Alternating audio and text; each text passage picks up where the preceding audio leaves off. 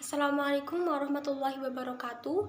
Perkenalkan, saya Dian Zulfani Rahmah dari kelas 4 TBIB dengan NIM 214110404082. Di sini saya akan menjawab pertanyaan UAS mata kuliah pengembangan kurikulum yang diampu oleh Bapak Nur Halim. Secara keseluruhan, kurikulum 13 dan juga kurikulum Merdeka itu memiliki perbedaan yang sangat signifikan. Pada model pembelajaran, kurikulum 13 itu berbasis kompetensi, di mana siswanya itu harus menguasai keterampilan dan juga pengetahuan yang diperlukan untuk menghadapi dunia kerja dan juga kehidupan sehari-hari. Sedangkan pada kurikulum Merdeka, itu berbasis pada pengalaman dan juga kreativitas. Yang dimana siswanya itu diajak untuk mengembangkan potensi yang ada pada diri mereka. Pada pembelajaran di kurikulum 13 itu pembelajarannya secara terintegrasi, di mana semua mata pelajaran itu disatukan dan dijadikan satu tema atau satu topik yang sama. Kemudian pada kurikulum Merdeka, pembelajarannya itu dilakukan dalam bentuk kegiatan yang kegiatannya itu kegiatan praktikum, diskusi ataupun proyek.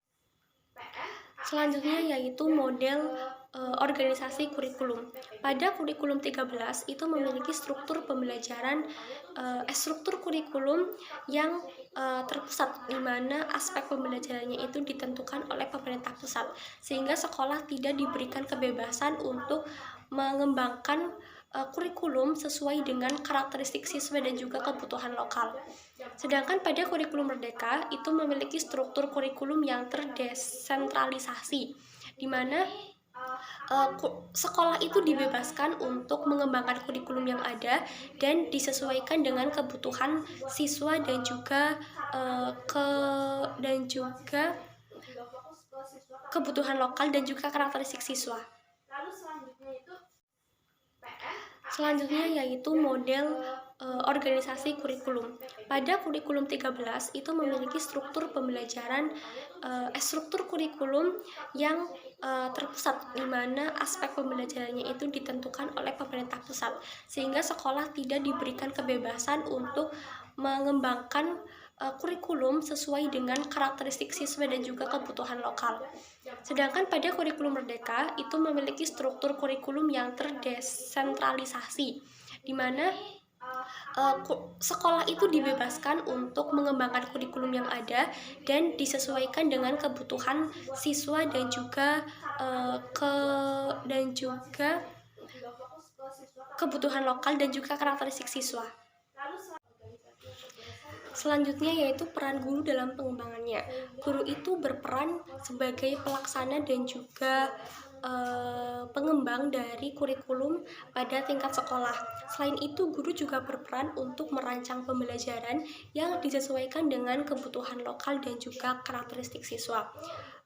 Guru juga berperan untuk mengimplementasikan dari rancangan yang telah dibuatnya. Kemudian setelah diimplementasikan, guru itu berperan sebagai pengevaluasi atau mengevaluasi yang perlu atau melakukan perbaikan yang perlu diperbaiki untuk meningkatkan kualitas dari pembelajarannya. Kemudian yang kedua yaitu marketplace guru dan dampak bagi calon guru dan juga cara untuk mengembangkannya. Marketplace guru atau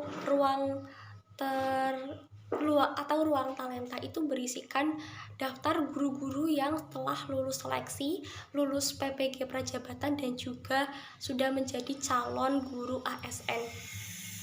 Program ini bertujuan untuk meningkatkan kualitas dari pendidikan di Indonesia.